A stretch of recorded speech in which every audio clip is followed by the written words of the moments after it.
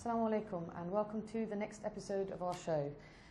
In today's show I'm going to be talking about living a balanced life, a life that is balanced in all aspects.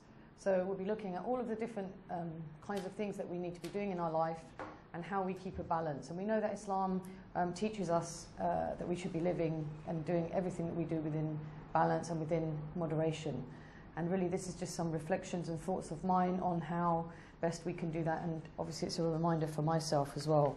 So start off with one of the verses from the Quran, 33, Surah 33, which talks about, surely for men who submit to Allah and for women who submit to Allah, for believing men and for believing women, for devout men and devout women, for truthful men and truthful women, for steadfast men and steadfast women, for humble men and humble women, for charitable men and charitable women, for fasting men and fasting women, for men who guard their chastity and for women who guard their chastity, for men who remember Allah much and for women who remember Allah much.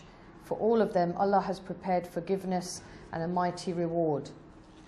And I think it's a good place for us to start, to remember how there's so many different aspects of our life, and that everything we do remembering Allah. So everything we do, we remember Him by starting with Bismillah, and always keep our intentions pure and as clear as we can. And it talks in that verse about devout men and women, truthful men and women, chaste men and women, humble men and women, fasting, prayer. And all of these aspects we know are as important as each other. And in our lives, we also remember that we're all unique. So we're all different. We're all part of Allah's creation, but we're all made differently. And the best person to know us is ourselves. So we're the best person to know what we need, what we're good at, our strengths and weaknesses. And it's really important for us to identify what those are and be really aware of ourselves, so that we can then always be looking to keep our life and our own self in balance. And unless we know what our strengths and weaknesses are, we're not really ever going to be able to correct ourselves when we're going wrong, or to do more good, or to do less bad, to ask for forgiveness when we need to. Now, the Prophet, peace be upon him, was always really good at identifying the good in people and what people were good at, and pulling out their strengths and helping them to work on their weaknesses. And on so many occasions we've seen how people would ask him, peace be upon him, for advice. And there's so many things, of course, that he could say to people, but we always feel that he was able to tailor and suit his advice according to those people. Now, of course, we don't have the Prophet around us. We have other people around us, and we have our friends, family, and we always need to be looking for the right kind of people around us. And those, again, the Prophet, one of the advice that the Prophet gave was to always look for the right kind of friends, to surround yourself with the right people. And as a parent, we are always very aware of this when we're teaching our children, or maybe when we're choosing a school for them, or maybe when we're choosing things, other activities for them to do. We always are aware, or we should be aware, of the right kind of friends for them. But actually it applies just as much for us, if not more so, than it does for them. And it's really important as we go through life. I've certainly now got to this age in my life where I've realised that I can't keep up with everyone. I can't be best friends with everyone. So I then need to choose and to pick and choose who I spend my time with. Who are the people that are good for me? Who are the people that will keep me on the right path, if you like, and not people that will help me to waste my time or to do things that I shouldn't be doing.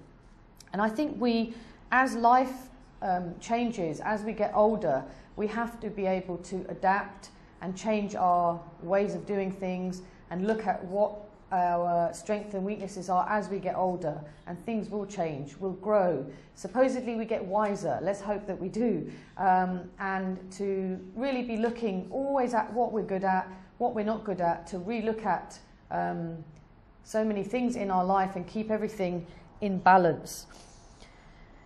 And if we imagine that life itself is like a wheel, and if you try and picture or even draw for yourself a circle like a wheel, and in a wheel you always have spokes. You have, if you imagine lines in a wheel that are like spokes, And I want you to try and think about your life as a wheel, and within that wheel you have these spokes, and each aspect of your life, whether it be education, whether it be family time, whether it be time for yourself, whether it be prayer, whether it be sports, whether it be lifestyle, whether it be entertainment, whether any of the things that we have as part of our life, and everybody's wheel will be different. But you need to take it for yourself and really think about, okay, all of these different parts of my life, and then mark them where you think they are in your life. So if you're giving something more time, you mark it. If you're giving it less time, then you're marking it for where you are at this time in your life. And what you'll start to see is a wheel that probably looks a bit out of balance. And whenever we do this, this is what will always happen. You will always see that your life will, some aspects will be more imbalanced and some will be more out. And that's where you need to have a readjustment. You need to think about, if you're spending too much time on one thing and not enough time on something else, you really need to re-look at that. And of course, we're never going to have perfect balance, and there are certain things that we do need to spend more time on, or more effort on, or to think about more. And I think I've come to the realization at this age in my life that actually we all know ourselves when we're going out of balance. If I'm spending too much time outside of my home and working and in social action work and not enough time with my family, then I will start to feel that. And if I'm spending too much time with my family and I don't feel that I'm serving others or helping others or giving of myself, then I start to feel that that for me is out of balance. If I'm too busy to pray and I start to get late in my prayers or even miss prayers, then obviously that is really not something that we can continue with, and it needs to be re-looked at. You need to ask forgiveness, to pray to Allah to make it easy, and to always be looking to redress that. To never just assume that that is an okay situation, but to always be looking to readjust things. And of course we know that there's verses from the Quran and many reminders from the Prophet, peace be upon him, that Allah never gives us anything that we can't bear, that it's too difficult for us. And it's really important to remember that, and that after difficulty comes ease. And sometimes life can be difficult. The pressures of us all are hard, and sometimes it can feel as if it's too overwhelming, especially when our life is maybe not going as well as it needs to. And I think it's a time when we can look at all of that. So there's certain things that are obviously compulsory for us, things that we are an obligation that we must do, like prayer, and even things like education, educating ourselves in all aspects of our lives. These things are compulsory for men and for women. Looking for opportunities, certainly in a country like the UK and in many other countries, you know, we have so much opportunity here. There's really no excuse. There's no excuse for not learning.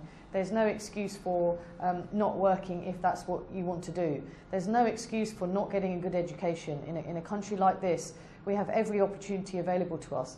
And some things cost money and some things don't. And even if you don't have the financial means to do things, there's always ways that other people will help. So I think for us to make excuses for not doing certain things, especially when it comes to things like education or developing ourselves or developing our knowledge, we have no excuse for not doing these things.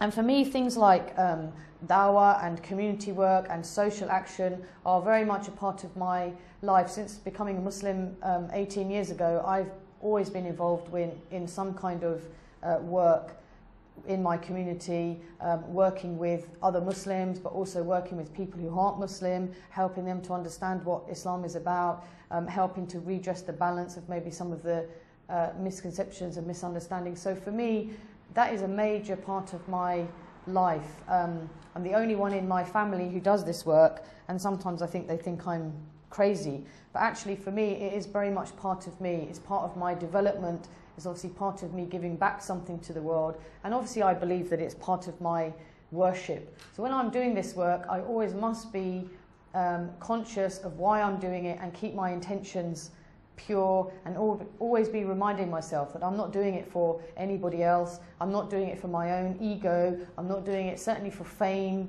or glory or even money. It's all about, you know, what I can do to please God, and for me to be able to do these actions always throughout as part of my life.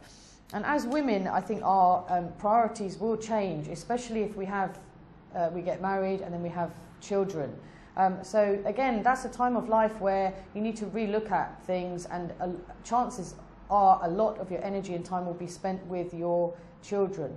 And that can be very rewarding, and of course there's huge amounts of blessing, and there's so much reward for being a mother. Just being a mother, the pain of childbirth, and all of the trials that you go through, there's lots of reward for the mother. And we know that the status of the mother is very, very high in Islam.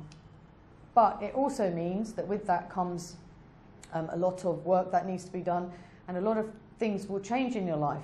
And I think the one advice that I always give to people is to try and be as prepared as you can when you're having children, but to then also remember that it won't be what you're expecting.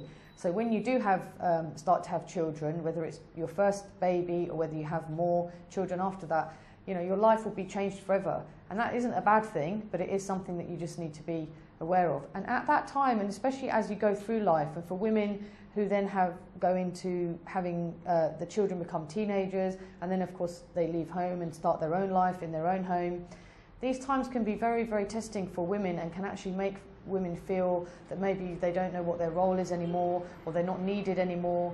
And I think it is a time when you need to be very aware of it. And if you have other people around you who are going through this, then you need to be able to sit with them, help them to work through what their purpose is, what their role is in life, and how they can maybe readjust and change. And for some women, when their children become older, they maybe look at their own education, they start to look at their own development, they start to change things, they start to look at their health and their lifestyle, maybe more than they were able to do when they had younger children who needed more of their time.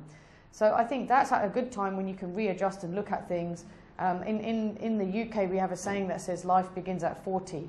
And I think certainly for many people that can seem negative, but actually I think it can seem a positive as well. And of course, we know that the Prophet himself, peace be upon him, started his life of prophethood later on in life. And so that's something that we can also think about and reflect on, and think that actually, and for some of us it's quite a scary thought to think that we are going through the kind of supposedly wisest years of our life, and really, you know, this is our peak in terms of health and wisdom, and we have to always be reflecting on that.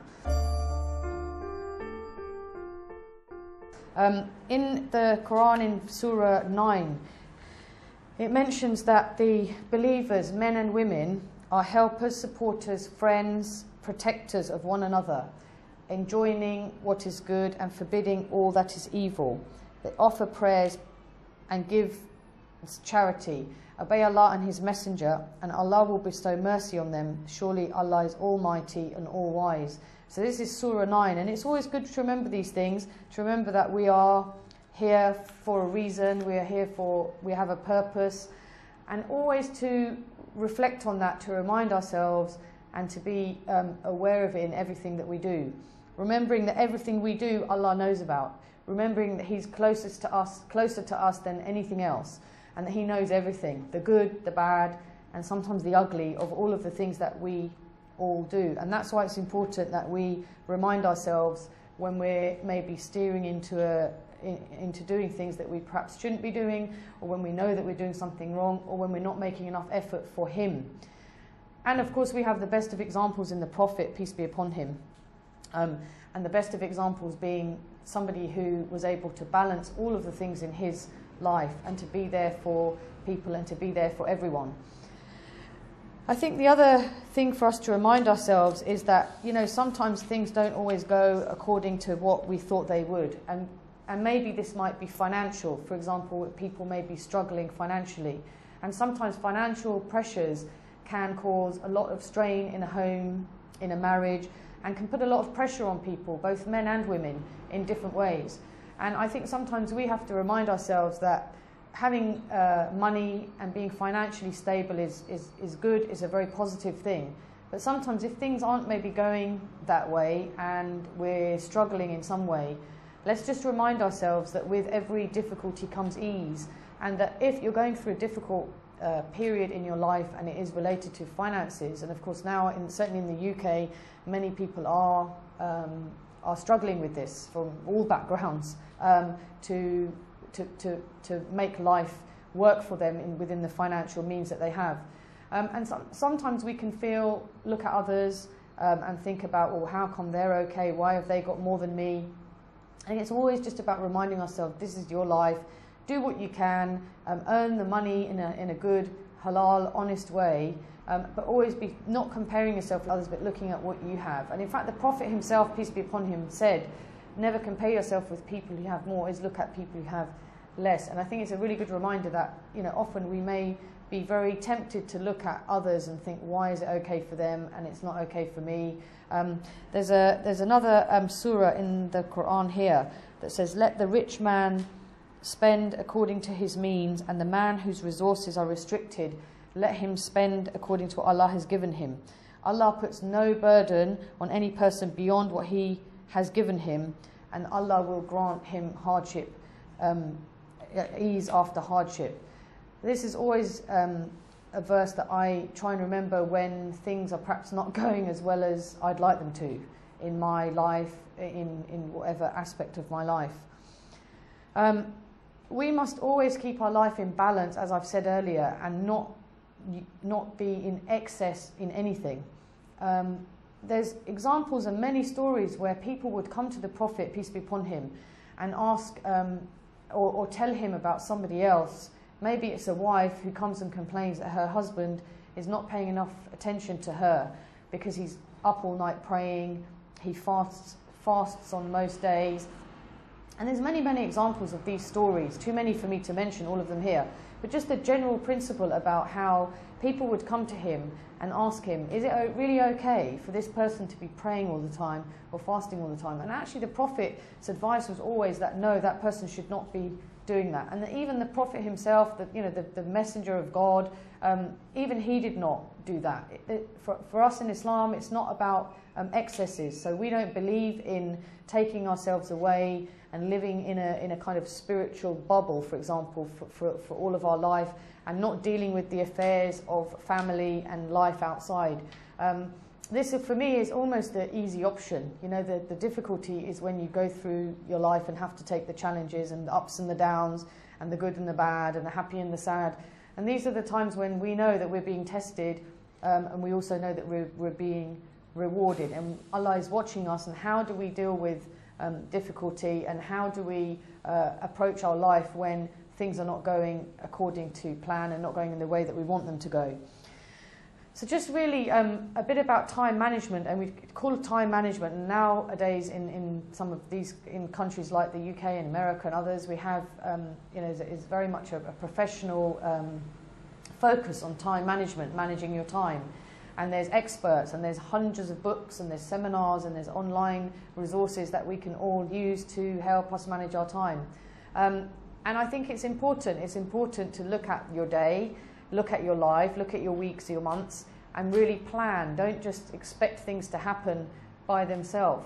I was fortunate recently to be in a meeting with a man who had professionally done very well, had been leader of many, many companies, had done very well, and has lived a good life, gives a lot of money to charity and does a lot of good work. And he's not Muslim.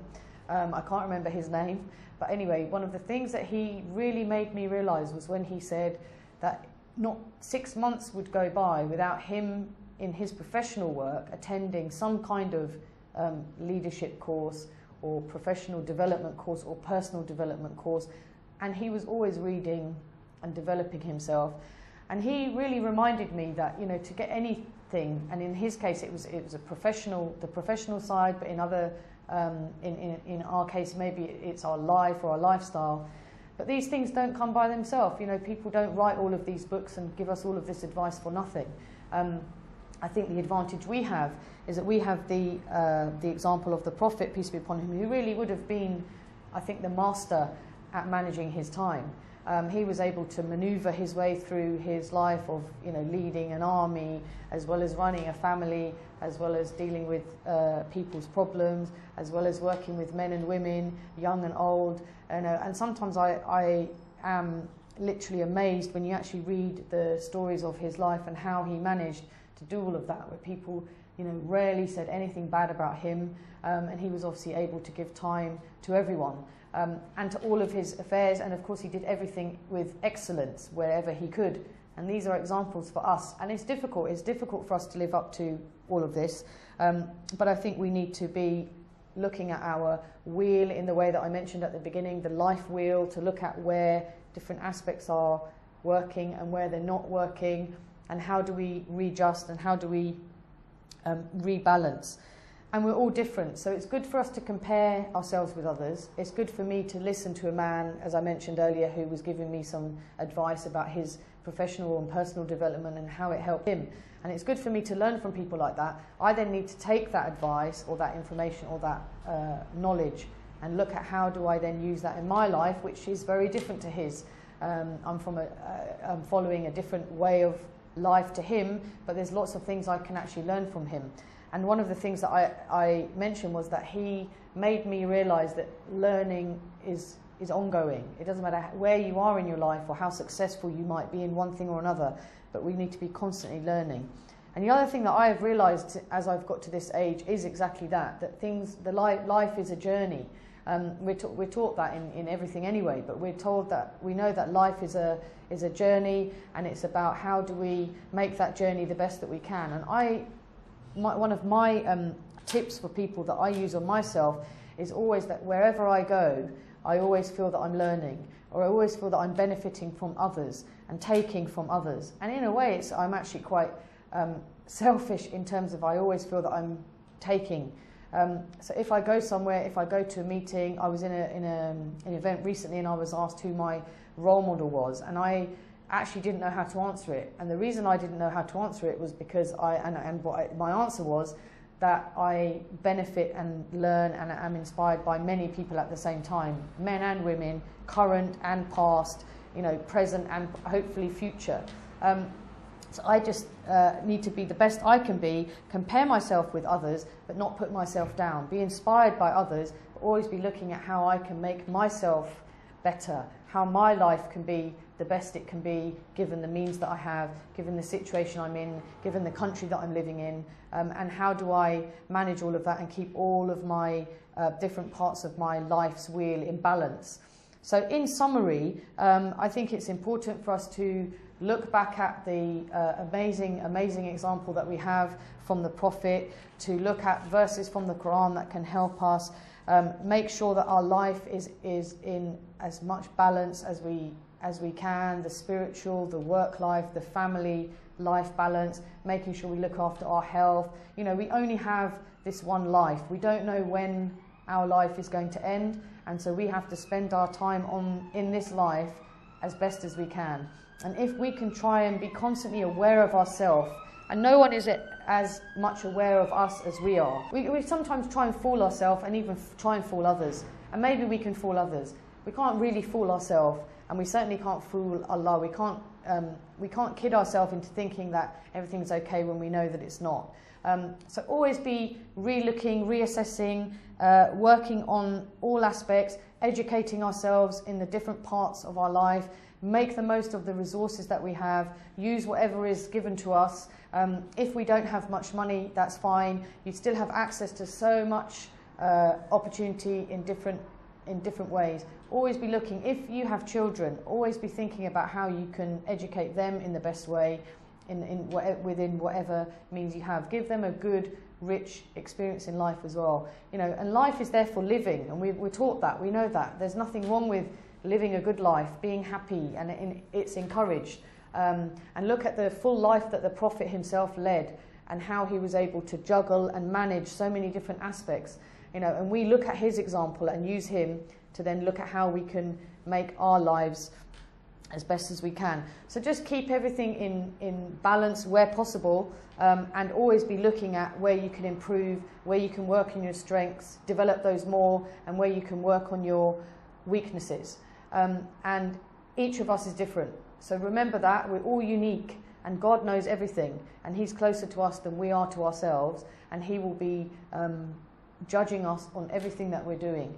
So, you know, have a good life and have a fulfilled life, but always be conscious of the fact that at any time that life could come to an end, and we have to think about, have we spent the time on this earth in the best way that we possibly can. And with that, I will finish this episode, and inshallah I will see you on the next show. Assalamu alaikum.